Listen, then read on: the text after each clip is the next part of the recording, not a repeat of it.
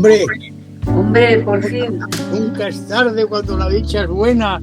Y si la dicha se llama amor, pues más todavía más buena. Mira, Bueno, no pasa nada. Oye, amor Divo, si todos los problemas fueran estos, yo ya, firmo con sangre, con lo cual no hay ya. que hacer dramas. Yo siempre digo que no hay que dramatizar el drama, que el drama ya es suficiente, ¿me entiendes? O Ya, sea, pero es que a mí me no pasa nada, fastidia. no pasa nada. Me fastidia mucho. Se repite hoy así, no diré, intentaré no decir tantas chorradas. O sea, que objetivamente, mira, sé optimista, piensa que todo tiene una razón de ser. Todo, lo bueno, lo malo, lo que sabemos interpretar, lo que no sabemos interpretar, todo en el mundo tiene una razón de ser. Entonces, lo de ayer es porque hoy teníamos que grabar así. Pues ya está. Vamos a grabar y a disfrutar de estar hablando y viéndonos. Pues, ¿qué más se puede pedir? Bueno, Y tanto, y tanto.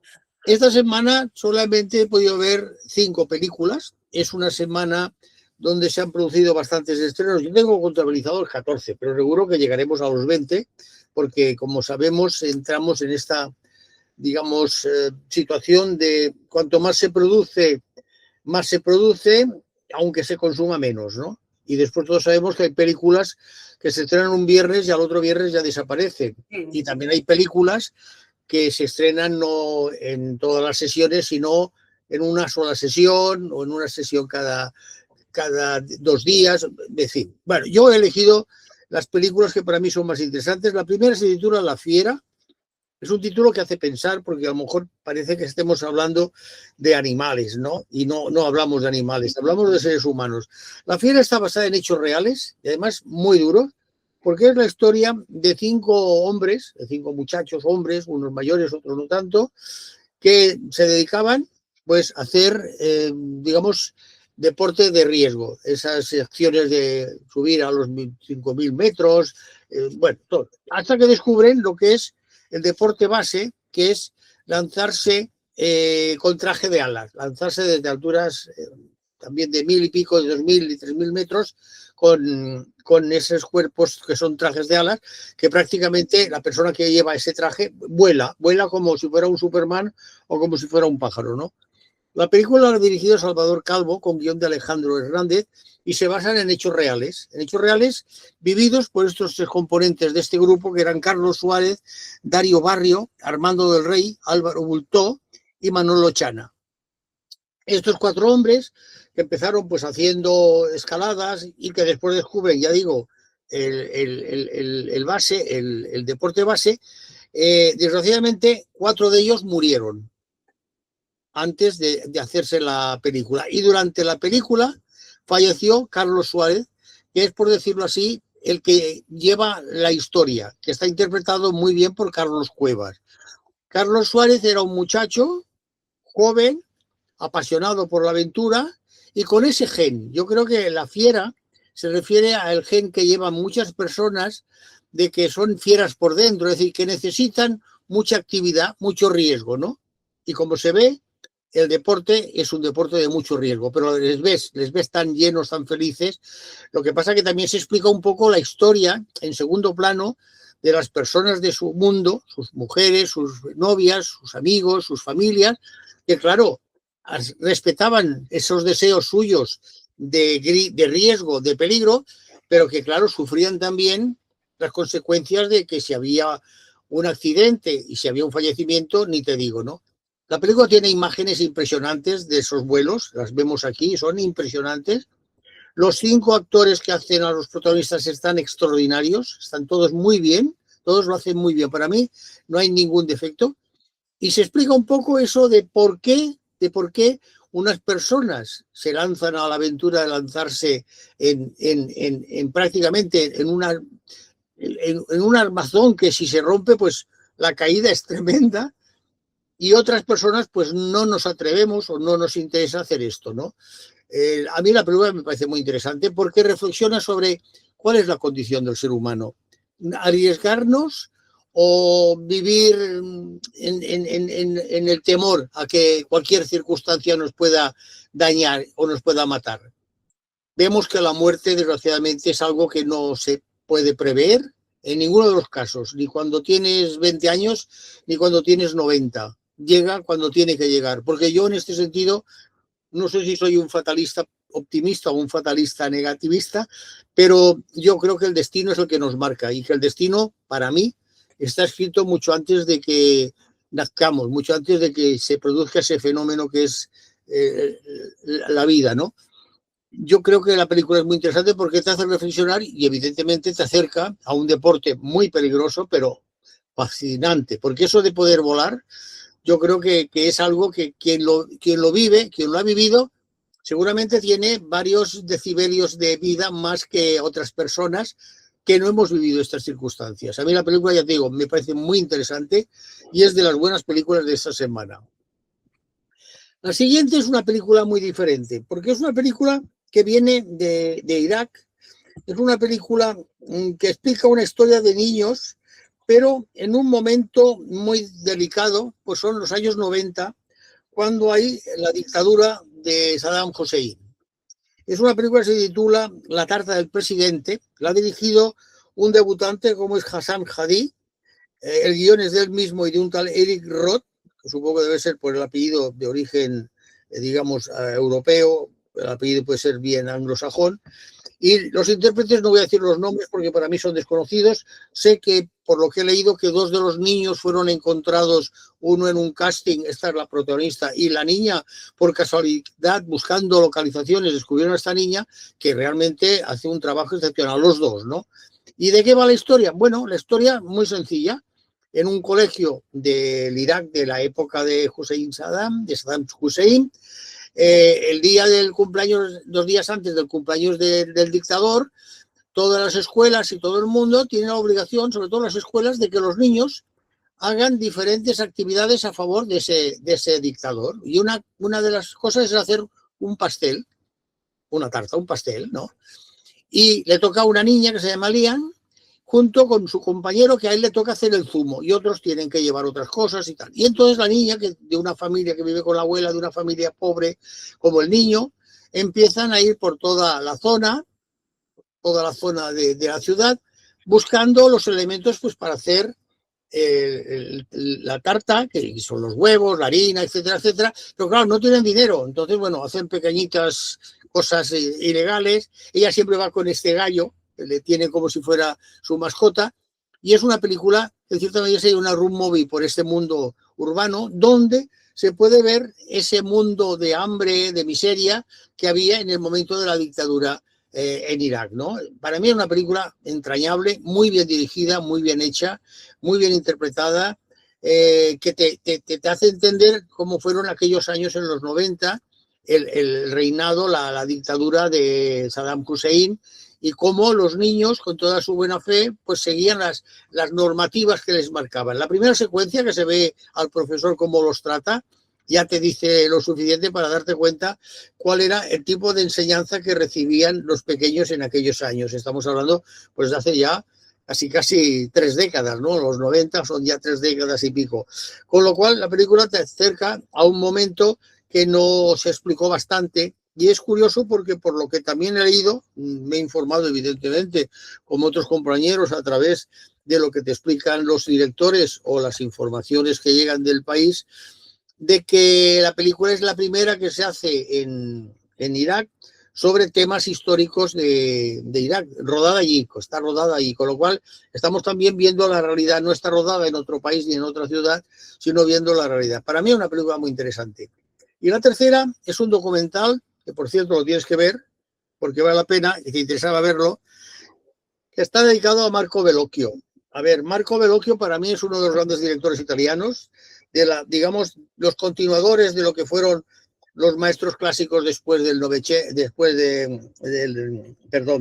del movimiento del neorrealismo, que fueron Visconti, Fellini, etcétera, etcétera. Para mí son los seguidores, y es un documental muy interesante porque lo que hace es acercarse justamente a la obra de él. No habla de su vida privada. Hay que recordar que él, me parece que nació en 1977 o 71, me lo tengo por aquí apuntado yo. Para la memoria de las fechas soy muy malo, perdónenseme. Pero lo que es interesante es que son muchas las personas que hablan durante el reportaje, durante el documental, un documental muy bien hilvanado, muy bien cosido, que recoge no solamente la filmografía del amigo Bertolucci, sino que también lo que hace es explicar un poco el momento del cine italiano en aquellos años, ¿no?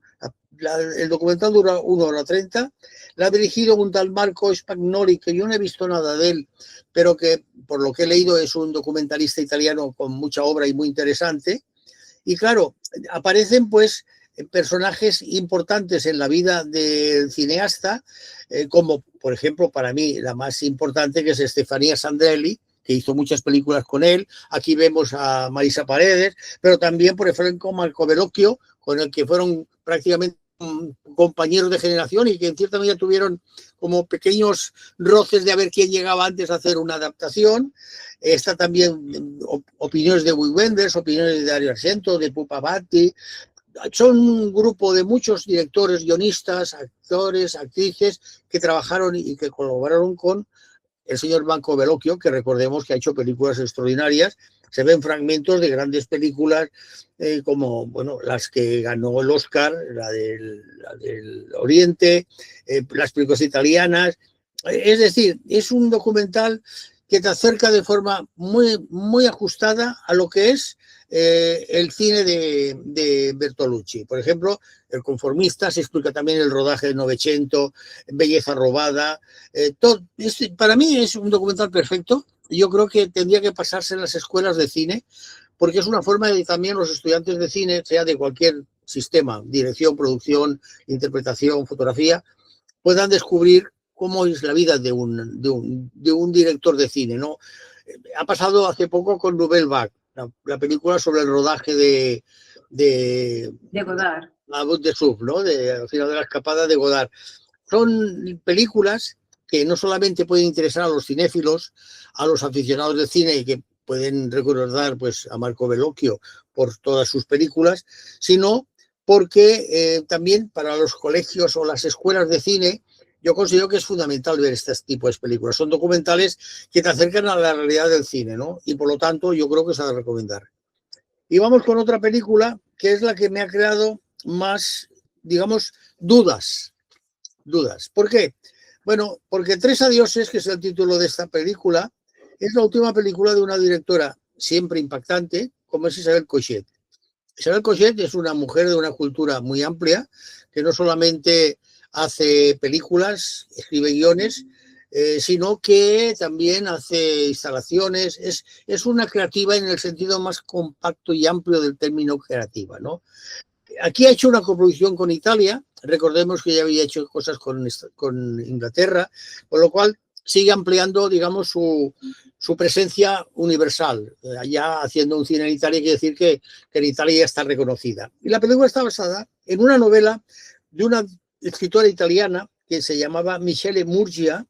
Es una mujer que fue política, fue feminista, defensora de los valores actuales, es decir, una mujer muy del momento, fallecida desgraciadamente mucho más joven, en la que explica la historia de un matrimonio que por razones de incompatibilidad de trabajos terminan por separarse, ¿no? Y es la historia de esa pareja, que está muy bien interpretada, ella por Alba Rodriguez y él por Elio Germano. Ella es una profesora de instituto o de colegio en Roma, donde da clases de gimnasia, porque ella había sido gimnasta, no recuerdo qué deporte.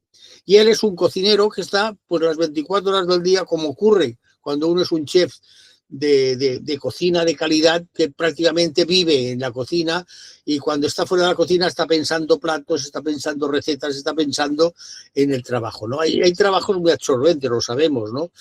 Entonces la película es la historia de esta mujer y cómo va llevando esa separación tanto ella como él. Lo que pasa que a mí, yo lo digo con todo respeto para Isabel Coixet, que me parece una persona más allá de lo que se entiende como gran creador, que creo que a veces, a mí, por ejemplo, me siento engañado.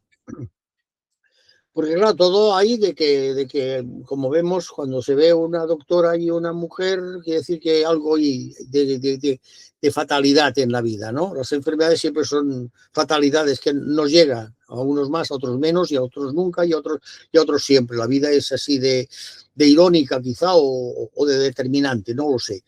Entonces, a mí la película es que parece que hay momentos que yo me siento un poco engañado, porque ella rompe, por ejemplo, todo lo que está explicando de la protagonista, y entonces pasa al protagonista dejando en puntos suspensivos algo que el espectador está pendiente de saber qué va a pasar en esa historia de la protagonista. Entonces a mí esto es lo que me descoloca. Yo solamente la he visto una vez, tengo que decirlo, y creo que es una película que tengo que volver a ver como mínimo otra vez para ver si me interesa mucho o me siento muy engañado. No sé, entiéndeme lo que quiero decir. Es algo que todavía no tengo claro y que por eso no puedo decir si es muy buena, si es muy mala. A mí me ha interesado, eso sí que lo puedo decir, me ha interesado, me ha cogido, está muy bien hecha. Nadie le puede negar a Isabel Cochet, que dirige como Los Ángeles, como se podía decir de forma así metafórica, en el sentido de que sabe cómo dirige, sabe dirigir a los actores, sabe crear situaciones, sabe utilizar también el entorno visual, el paisaje, el interior. Pero ya te digo, a mí a niveles narrativos, yo no sé si es la novela. Yo, por lo que he leído sobre esta escritora italiana fallecida, tiene un par de novelas publicadas, no sé si traducieron al castellano o al catalán, pero sé que están publicadas en España, con lo cual hay posibilidades de acercarse a esta escritora. Claro, yo tampoco sé los cambios personales que ha hecho, por ejemplo, Isabel Cochet a la hora de escribir el guión, porque ella es la guionista, a la hora de adaptar la novela. Y tú sabes muy bien, amor, que las novelas, una cosa es la adaptación, si se respeta el espíritu que transmite la novela, y otra cosa es una utilización de la historia sin transmitir lo que la novela quiere o el escrito quiere transmitir, ¿no? Que son los valores del escritor. Muchas veces se cambian. A ver, por ejemplo, mira, yo he estado, por otras razones, estando viendo la película, la película de Godard, el desprecio, ¿no? El desprecio está basado en una novela de Moravia. Yo no he leído la novela de Moravia, pero viendo la película de Godard, Le Méprise, en francés, te das cuenta de que Godard ha puesto muchas cosas que seguramente no están en la película, en la novela, perdona, de Moravia, de Alberto Moravia. ¿Por qué? Porque veis cosas que son de las que les gusta al señor Godard. Por ejemplo, ves un cartel de Atari, porque a él le gusta el cine americano, hay referencias a películas americanas, y después hay muchos homenajes de forma indirecta a directores americanos que a él le gustan, ¿no? Bueno, ahora pones Le Méprise porque eres muy oportuna, pero eso no tiene nada que ver con los estrenos, es que yo tengo que hablar por situar también las en otros más, hacer director de cine. Vuelve a ser un poco el cine dentro del cine, un poco adelantándose, porque esta me parece que es del 63, me parece que es coetánea o un poco antes que la película de Truffaut. Es curioso porque los componentes de Calles de Cinema, y ahora me voy un poco del tema de los estrenos, pero se me perdonará, ya que Nouvelle Vague continúa siendo una película que se ha visto o que no sé si está en cartelera, y la primera película de Godard, Al final de la escapada, no sé si sigue en antena, ahí sigue en estreno, porque se volvió a reexponer con motivo de Nouvelle Vague. Se puede hablar un poco de la Nouvelle Vague, ¿no? De la Nouvelle Vague, que en el fondo es un poco lo que pasó en los años 60 en todo el mundo. En España aparece el nuevo cine español, en Inglaterra aparece el cine británico, en Italia el nuevo cine italiano. Es decir, hay un movimiento con motivo de los movimientos juveniles y estudiantiles y también obreros, en el que se va evolucionando hacia otras perspectivas históricas, ¿no? Y desde el punto de vista cultural, evidente, político, social, económico, todos los puntos de vista. Pero lo comento esto por decir que cuando ves una película te das cuenta que muchas cosas están en la película porque el director quiere ponerlas, no porque estén en el escrito original, sea una novela, sea un cuento, sea una obra de teatro, ¿no? Y en este sentido, a mí, Los tres adioses, que es el título que le ha puesto a una novela que se titula Los tres cuencos, porque ellos, cuando están unidos, esta pareja de profesor y cocinero, en una tienda de baratillo, donde venden muchas cosas, compran tres cuencos. concepto del trío, el concepto del trío, ¿no? El trío como un elemento, el número 3. Yo creo que todos recordaremos que está mágico, no solamente porque la Biblia lo repite muchas veces con los 3 magos o con las 3 veces que Pedro niega a Jesucristo, recordemos esto también, pero el número 3 es un número, ciertamente se puede utilizar, yo no creo, o no soy adicto a la numerología, acepto como muchas otras teorías en la vida, pero el 7 y el 3 son números que objetivamente tienen un significado. No sé si contigo lo he comentado o lo comentábamos en otro momento, que dicen que los años pares no son años tan buenos como los impares. Veremos qué pasa en este 2026. Yo no quiero llamar al mal tiempo porque no me gusta ser alarmista. A mí también me gustan los impares, sí que es verdad. Pero es un comentario, no tiene mayor valor que una mirada, a lo mejor equivocada, que no es importante. Y vamos ya, si te parece, con la última película, que es una película dedicada al mundo infantil porque es una película de animación. A mí me gusta mucho la animación y a ti sé que también, ¿no? Es una película simpática, ¿por qué? Porque se titula Shanna y el secreto del tiempo. Bueno, estamos hablando de algo que no es broma. En cierta medida, el tiempo es una magnitud tan importante como el espacio, que además sirvió para que el señor, el sabio Einstein, hiciera su teoría de la relatividad, ¿no? Y todos sabemos que el tiempo en el cine tiene un significado muy importante. Por eso el flashback, por eso la cámara lenta o la cámara rápida, por eso el ir hacia adelante o hacia detrás, ¿no? Y utilizando el tiempo. Acordémonos, por ejemplo, para poner un ejemplo muy sencillo, pero que muchas veces en el primitivo o en el cine clásico de los años 30, 40 norteamericano, el tiempo muchas veces se ponía con un plano de un calendario que iban cayendo hojas, si se acordáis, de algunas películas clásicas, o también de un reloj que pasaba muy deprisa para significar que pasaban horas. Digo esto como recordatorio, ¿eh? Entonces, la película es muy simpática porque es china. En primer lugar, aquí no llega mucho cine de animación chino. ¿Y entonces qué es? Es la aventura de una niña sencilla, una muchachita, vaya, una muchacha sencilla.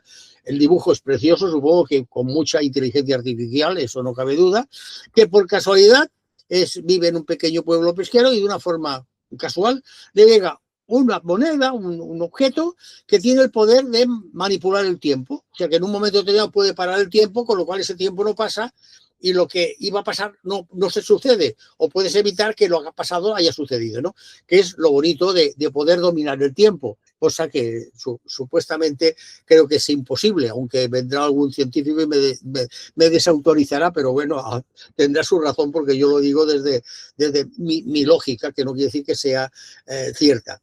Entonces la película está muy bien llevada, es la aventura, esto es aventura, mucha espectaculación, muy espectacular lo que se ve de la aventura, y la verdad, bueno, los buenos, los malos, los que quieren recuperar porque fueron los que lo encontraron, ese objeto que da, digamos, el poder del tiempo, y la película muy simpática. Yo creo que es de las que se pueden recomendar no solamente a los más jóvenes, sino a toda la familia, que toda la familia disfrute de un producto chino que no se conoce, y yo supongo que dado que como están las situaciones internacionales, no sé si estás de acuerdo, Amor Divó, cada vez va a venir más cosa china a España, creo yo, porque Sí, como sí. no sabemos que hay muchas relaciones a nivel político, ideológico y económico, pues seguramente el cine, como pasará con la literatura o pasará con otra música, con la música, por ejemplo, creo que va a abrir el cine chino, va a hacer como una punta de lanza para que vayan llegando muchas producciones. Interpreto yo.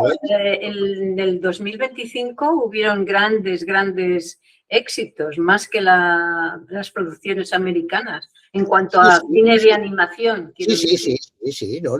A ver, es que el cine de animación, este año pasado se han estrenado muchas películas de animación, pero muchas, igual que documentales, se han estrenado muchos. O sea, son dos géneros que se han incorporado a las películas de ficción, de argumento, por decirlo así, a las clásicas, lo que entendemos el cine de ir a ver un fin de semana. Pues ahora, los fines de semana también se puede ir a ver cine de animación, y cada vez llega más, porque llega incluso cuando no hay vacaciones escolares. Sí. Con lo cual, ¿qué quiere decir? Que las distribuidoras en primer lugar, y después los exhibidores, los cines, están apostando porque los niños dejen un poco el ordenador de casa, dejen los videojuegos o dejen el teléfono móvil de papá y de mamá o el suyo propio para ver películas y se vayan a la pantalla grande, que es donde debemos ver el cine, ¿no? El cine se debe ver en la pantalla grande, que es la gran preocupación, tú y yo lo hemos hablado ya, me parece, en otros programas, que hay con el tema de Warner y de Netflix, ¿no? De que en qué medida Netflix va a dejar que las películas de Warner se sigan viendo en cine o no. Bueno, pero no, he leído que Netflix está ya con el tema de las películas en vertical. Ya, por eso. Vertical, o sea, como si fuera un móvil, sí. Entonces, o sea, que posiblemente en su plataforma, yo no soy socia de Netflix, pero en su plataforma deben haber películas ya en vertical. Sí, bueno, las películas se ruedan con teléfono móvil, si se ruedan así, es en vertical, eso está clarísimo. Sí. Pero que ya en su catálogo, yo he visto no larga, pero bueno, y TikTok sale en vertical, ¿no? Sí. Ya está todo dicho. Bueno, pues estas son mis miradas y mis opiniones sobre estas 5 películas. Para este viernes 6. Sí, para este viernes 6. Para mí, ya digo, la más recomendable es La Fiera. Evidentemente el pastel, la tarta del presidente y después la de Marco Bellocchio. Y con puntos suspensivos, no digo que no, la de Isabel Cochet, 3 adioses, que sí, efectivamente son 3 adioses que hay a lo largo de la película, pero que en el fondo son esos 3 cuencos que son los que utiliza la escritora italiana para explicar la vida de una pareja y de sus consecuencias, ¿no? En cierta medida, las separaciones, como la que vamos a hacer tú y yo, de dejar de hablar en parlanchines, para los que somos charlatanes, pues es un momento de pérdida de algo, ¿no? Dejas de hablar y te quedas en silencio. Y yo considero que el silencio, es incómodo. A mí el silencio me es muy incómodo. Yo soy de los que cuando subo en un ascensor digo, buenos días, qué tiempo hace, ¿no? Pero que, claro, uno tiene sus defectos, lo siento, no puedo perfeccionarme más. Es curioso porque eso que acabas de decir del silencio, la anécdota es que en Japón las parejas salen, van a tomar algo y están sentadas, ¿verdad? Y todo el mundo diría, bueno, están enfadados porque ni se dirigen la palabra y están con unos silencios muy largos, ¿no? Y no, están divinamente, divinamente. Bueno, pero es que los silencios siempre se han utilizado, yo no me voy a meter ahora con Japón, pero yo creo que los silencios siempre se han utilizado de forma restrictiva y censurable. Digo esto porque el otro día haciendo zapping, cogí por casualidad un fragmento de la película famosa de Sean Ford, la de Maureen O'Hara y John Wayne, la de... Sí, ahora no me saldrá el título, la de boxeador, la de Irlanda. Y te acuerdas que cuando se dicen que van a ser novios, lo suben a una calesa en que están cada uno sentado de espaldas y entonces el conductor, que es un actor muy divertido de la época, les deja bajar y van separados casi 2 palmos en silencio, porque ni hablan, ¿no? Con lo cual el silencio, en cierta medida, es una forma de censura para mí, el silencio. No sé si tú estarás de acuerdo, ¿no? Pero para mí, Un hombre tranquilo, la película de Sean Ford. Un hombre tranquilo. No me salía la palabra, no me salía el título. Pues para mí el silencio es una forma de coacción. Entonces, claro, cuando te encuentras a alguien en un lugar cerrado, por lo menos saludar. Que creo que es de cajón, ¿no? Es de cajón. Independiente de que sea una sala de 200.000 metros cuadrados como que sea un ascensor de 4x4, ¿no? Y yo creo que el silencio a veces es porque en el fondo el ser humano, y lo digo porque yo en el fondo lo soy, aunque parezca que no, somos tímidos. Somos tímidos en el fondo el ser humano, es tímido. Entonces, unos superamos la timidez descaradamente, como yo a veces hago, pido disculpas, y otros no superan la timidez, son todavía más tímidos y son más introvertidos, ¿no? Pero bueno, cada uno somos como somos afortunadamente, y eso que hace que la vida sea muy rica en emociones y en valores. Hasta el día 9. Quedamos el día 9, perfecto. Venga, entonces, un abrazo a todos, saludos, que vaya bien. Gracias.